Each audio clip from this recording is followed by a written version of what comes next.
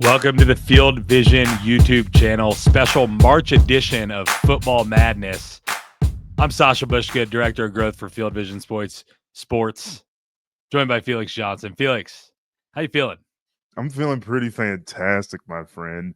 Yeah, it's your time of year. I mean, previously in another life, you used to judge life by Selection Sunday, pre-Selection Sunday, after Selection Sunday. Yeah, the date So by I which all mean, time is measured.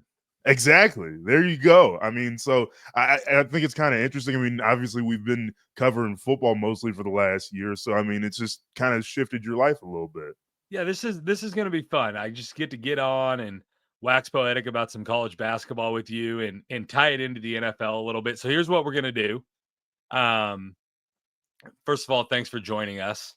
We're going to break down each of the March Madness regions and compare them to an NFL division. So you've got the South, the West, the East, and the Midwest. That's top left to bottom left to top right to bottom right if you're looking at a bracket. We're going to go ahead and give you the NFL division that correlates with each of those regions. You'll have to bear with me on some of the logical leaps here, and I did my best to come up with some correlations. Felix, you can feel free to make fun of me as we go through, or I'll take my agree advantage. wholeheartedly with what I have to say. That's what I prefer. But we'll just see how that plays out. Starting in the top left of your bracket, you've got Auburn versus Michigan, 1-5 matchup, and Ole Miss versus Michigan State. In the West, you've got Florida, Maryland, Texas Tech, Arkansas. In the Midwest, you've got Houston, Purdue, Kentucky, Tennessee. And in the East, you've got Duke, Arizona, BYU, Alabama. I'm not going to start with the top left like a logical person would, because that's where I have the least correlations. It was the last one I did, and I just kind of went for it. But we'll start with the West region. Okay. Okay. And I didn't do this on purpose, but some of these actually correlated with like The the direction that it works the in. direction that it works with in the division. Florida, Maryland, Texas Tech, Arkansas. I've got the AFC West for Okay. that. Okay. Now, here's a few things. One, Florida is not the current back-to-back national champions, but they have won back-to-back national championships They're before, the ones that do it before UConn did it as most has the top recently. team in the AFC West, the Chiefs. Right. Also, Florida just knocked out UConn, who That is counts for the something, yeah. back-to-back national champions. So there's your Chiefs correlation. Then I don't know what order you want to put it in, but you've got Maryland and Texas Tech, a 3 and a 4 seed. Chargers and Broncos, up and comers. Texas Mhm. Tech with Grant McCasland has Over the last, like, 5 years, I mean, I know the Chris Beard era didn't end as well as it could have, but, I mean, Texas Tech has become a bit of a basketball school over the last couple years. yeah, absolutely. So you've got like the Chargers and the Broncos there in the middle. One thing about the AFC West is it's the old coach division. Like all Mhm. the coaches are old dudes Yeah. that have a lot of accomplishments. When you talk about Andy Reid, Jim Harbaugh, Sean Payton, and Pete Carroll. But if you look at the last team in the Western region of the NCAA tournament, it's Arkansas. They're a 10 seed. They're the Mhm. worst seed left. You've got one team that's an intercontinental ballistic missile behind the other teams in the AFC West, and that's the Las Vegas Raiders. And so you've got Arkansas and the Raiders as a correlation there. Also, An Raiders just hired intercontinental ballistic missile. Oh yeah. Raiders just hired a Super Bowl champion, legendary coach to try to right the ship in Pete Carroll. Arkansas, led by John Calipari, who's been around Yeah. the block, has won a national championship, and has his team back in the mix. Maybe the Raiders can do something similar and not make a Sweet 16 run, but make like a playoff run next season. Maybe. I mean, it's the Raiders. What do you Who think? How are we knows? doing so far, Felix? I actually like that one, particularly because of the John Calipari, Pete Carroll nab there. I mean, I'm not the biggest Calipari fan for a billion different reasons, but I do like the comparison there. And there's a lot of really good coaches, and the teams just kind of match up well, back to back champions. I know Florida doesn't fit exactly into that definition, but I like it so far. All right. Sweet. We're cooking with gas now. Let's go to the Midwest. Yeah. And what division has a lot of teams in the Midwest? The NFC North. Okay. Okay. Okay. Now, the Lions, you'll have to correct me if I'm wrong here, but the Lions, they've never won a Super Bowl. I know that. Right. But they won some NFL championships back in the day. Probably, but like way, way back in the day. I think they like 1957 would have been So when they won. Houston in lore of yesteryear had a really good basketball program. I think they played like UCLA in the finals of an NCAA tournament. They Forgive us played for not. the Jimmy V teams in the That was NC national State. championship, didn't they? NC State. NC State. Okay, my bad. Yeah, I'm talking Houston here. But I'll get you a Houston national championship reference if we need it. But Houston had been down for a very long time, much like the Lions, but now they're a dominant force in college basketball. They've made 6 straight Sweet 16s, the longest streak in the current NCAA tournament. They ended Gonzaga's 9 straight with their win in the second round. And the Lions are a dominant force in the NFL right now. They've been down for a very long time, since before the merger. And now here they are. And so that's Houston and the Lions, a correlation there. I do like that correlation a lot, mostly because like Kelvin Sampson has brought a lot of juice to that program, and so is Dan Campbell bringing his juice to Detroit. That's mostly why they've won over the last couple of years. I mean, we'll have to see what happens with Detroit next year. I mean, we'll lean a little bit into the NFL conversation, but losing both coordinators, we'll see what happens there. Losing Ben Johnson to the Bears and Aaron Glenn to the Jets, that's rough. By the way, forgive my ignorance, but Phi Slamma Jamma, Clyde Drexler and Hakeem Olajuwon, 83 and 84. They're NCAA tournament runners up both years, but did not win it. They lost to Jimmy V, I believe, is what you were looking for there. But they also made Final Fours in 67, 68, 82, 83, 84, and then most recently in 2021.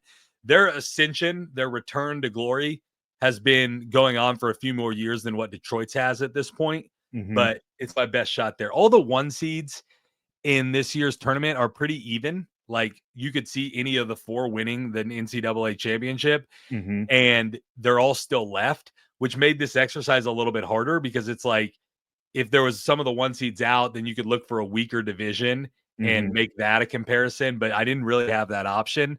It's really just a lot of high seeds left. But Midwest, we've got NFC North. There is some more to this. The second place team in the Midwest is Tennessee. They're the 2 seed. Vikings got second in the AFC North or NFC North this year, and they were kind of like the whole was greater than the sum of the parts. I would say, other than like Justin Jefferson, there's a lot. Sam Darnold coming in as quarterback, people weren't expecting a lot.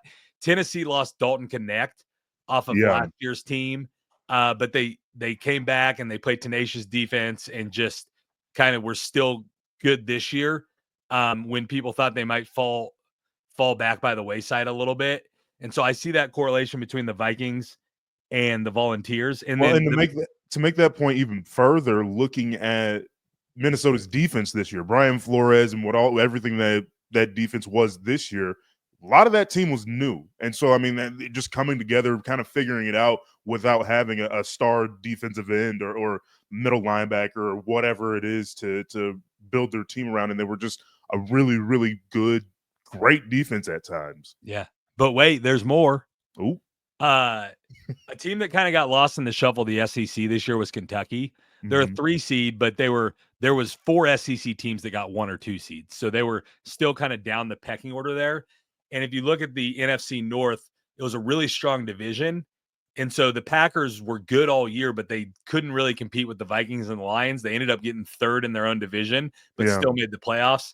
Kentucky finished down the line in the SEC, but still got a 3 seed. On top of that, who has more tradition than the Packers in the NFL and Kentucky in NCAA basketball? So I think that's a good well, I mean, more similar tradition, but I don't know about more. I mean, we live in the great state of Kansas. Sure. So I could get in trouble saying this, but Kentucky has a lot of tradition, Felix. No, they do. But I mean, who gave them the start of their tradition?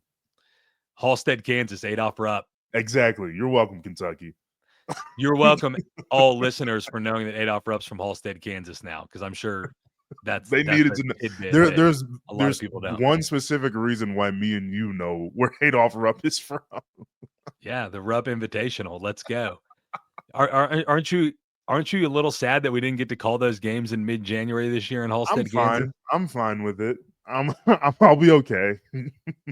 Then the fourth team in the Midwest is Purdue. And then you got the Bears as the fourth team.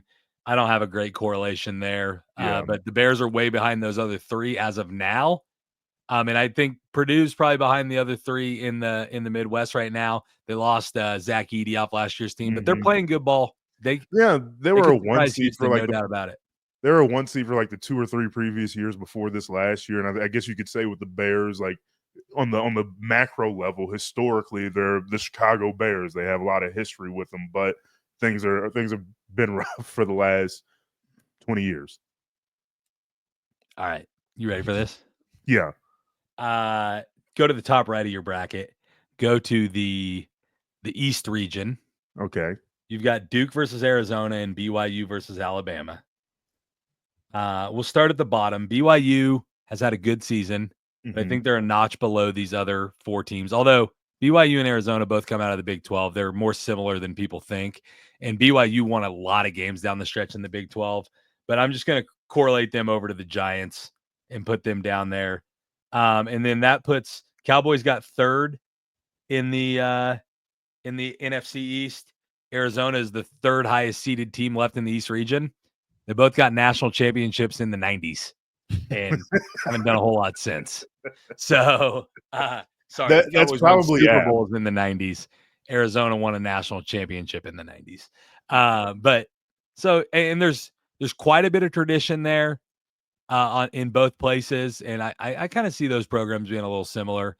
Arizona just moved over to the Big 12, and Arizona's been pretty good as of late, and so have the Cowboys, but they haven't paid it off with the ultimate goal since the 90s. So, Well, and I there you think have it. that that's a little bit if you were to ask a Cowboys fan or the Cowboys or whatever, that's probably a little bit disrespectful to them. They think that they're Kentucky or Duke or Kansas or whatever it is. But you're probably right. They haven't really done anything since the 90s, so you're Arizona. Yeah, I agree with that. You're Arizona. Which You're isn't the which isn't a Cowboys. terrible thing to be, but you're the Dallas Cowboys also. You They want to won be the Kentucky or Kansas. Arizona won it all in 97, was the runner up in 2001. That was the last Final Four they've made. They have made 5 Elite Eights since then, but haven't been able to pay it off with a regional championship going to the Final Four. They've had a bunch of really good players and really good teams and coaches and whatever, but it's just they haven't done it for whatever reason. I mean, it's probably the best comparison you've made so far because the Cowboys have had big names at positions and players and coaches or whatever, and Jerry Jones is the ringleader of the circus. But it's exactly that. It's a circus. So that makes Jimmy Johnson is Lute Olson in this Yeah. scenario. I like And that one. who's Tommy Lloyd in this scenario? I guess he's got to be the Brian most recent Schottenheimer. coach. He's Brian Schottenheimer. I was going That's to at least give him disrespectful to Mike Tommy McCarthy. Lloyd. I think Yeah. I think Tommy Lloyd deserves a little bit Brian more respect. Schottenheimer might be the next Arizona coach that leads the program into the shitter. Who knows? You know what? I'm rooting for Brian Schottenheimer. I knows? retract that They're statement. gonna watch them win Let's set it 12 out there. games this year. Who knows? Like, I mean, that's what the Cowboys will do. Exactly when nobody cares about them, they'll be actually pretty decent. All right. So that leads us to the top of this region. The Commanders and the Eagles are the top 2 teams right now in the NFC East, or they were this past year. You've got the 1 and 2 seed left in this region, Duke and Alabama. Duke is your current Vegas favorite to win it all. They're the Ken Palm Darlings. They're number 1 in the predictive metrics. The Eagles won it all this year. So you got kind of a dominant force at the top of the division. That's the Eagles. That's Duke. Well, to even make the line even further, to like the season's darling has kind of been Cooper Flagg to like a more casual college basketball fan like myself. Like Cooper Flagg is the one that people will touch it or tap in with for highlights or whatever it is, similar to Saquon Barkley this year. I mean, 60-yard runs just like every Sunday, just it didn't matter because he was doing whatever Saquon Barkley does. And so that's a pretty good comparison there. A strong blue blood, top of the division type of team with a sensational star that everybody looked at all season. 100%. And then Alabama has been good for a few years now, but I consider them up and comers in the college basketball Yeah, space. Alabama's known for its football, but Nate Oates has done a really great job there, and they've been good for a few years now. Commanders have not been good for a few years, but people are expecting them to be good for a few years to come with right. Jaden Daniels. So Well, that's the and Commanders and the Crimson Tide. Same this is colors kind of too, kinda. this is kind of interesting. This kind of turned into a little bit of a take merchancy here, but it's kind of interesting where the Texans were for 1 year were really, really good with their brand new quarterback. Then the next year, things don't work out very well. But then another rookie quarterback in Washington is just as good. Do you expect Jaden Daniels to have a sophomore slump like CJ Stroud did the year before him? Like it's the same exact story, basically. I mean, a little bit more success Yeah, going to the NFC Championship game as opposed to just the second yeah. round, but it's the The same difference exact in story. terms of divisional comparisons because, see, I wanted to get the AFC or NFC South involved in this whole situation, but Neither one because of them there are was good 1 enough. seeds in every region, it didn't make sense to compare any of those divisions. Right. Because the Eagles exist, like, even if Jaden Daniels takes a step back, the NFC East will still be good because the Eagles exist, whereas Mhm. the Texans, CJ Stroud took a step back, but they still won the division Yeah. Yeah. because in college football, all of the good football is played in the South, but in the NFL, the South They means can't figure it out. They yeah, can't they can't College figure it out. football Hall of Fame is in Atlanta, but the Falcons suck for some reason. All right, we got one more division. This is at the top of my sheet of paper, and I skipped over it because I've got the least on it, but I had to fill in this last one. In the South, you've got Auburn, Michigan, Ole Miss, and Michigan State. Now, I can do some things with Auburn and the Bills out of the AFC East, and so that's where I went. AFC East, and the South region of the NCAA tournament. Auburn's got Janai Broom, who could potentially be the national player of the year. It's him or Cooper Flag. Mhm. There's your Josh Allen. Cooper Flags, I guess, could be Lamar Jackson in this scenario. The Eagles don't have anyone that he would be. But so Josh Allen and Janai Broom, there's some correlations there. Also, Auburn's the number 1 overall seed. I'm sorry. Can we go back to the Cooper Flag conversation? I don't know how I missed this. He's Cooper to Gene. It's so easy. It's That's simple. giving He's a Cooper to lot of Gene. respect to Cooper DeJean. Yeah, But yeah, yeah. He sure. was he was never mind.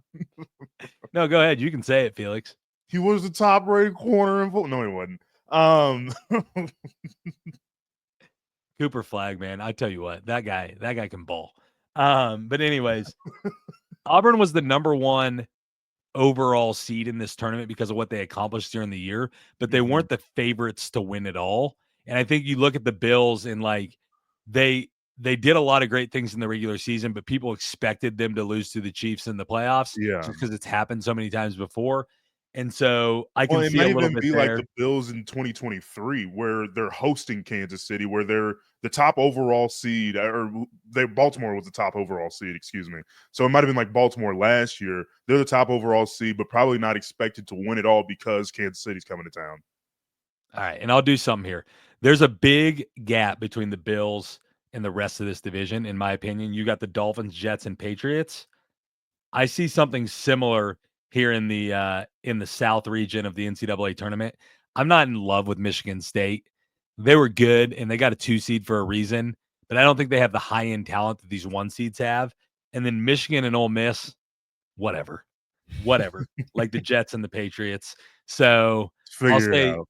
I would say Auburn has the easiest path of the 1 seeds Yeah. to get out of their region. The only argument that could be made is maybe um, Florida, because they don't have a 2 seed in there, with St. John's losing, so they have Maryland, Texas Tech, and Arkansas. But nonetheless, that's your Sweet 16. That's some Yeah. NFL divisions to go with them. Felix, wax poetic about something for us. And I don't have anything to whack. You hit it out of the park, dude. You nailed it. This was your wheelhouse though, so I expected nothing less. I'm fired up about the Sweet 16.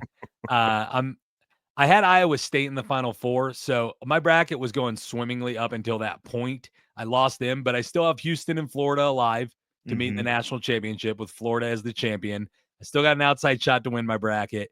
I'm having a great time. I love March Madness. I love this time of year. We appreciate you coming on to the Field Vision YouTube channel and checking out our attempt at talking college basketball.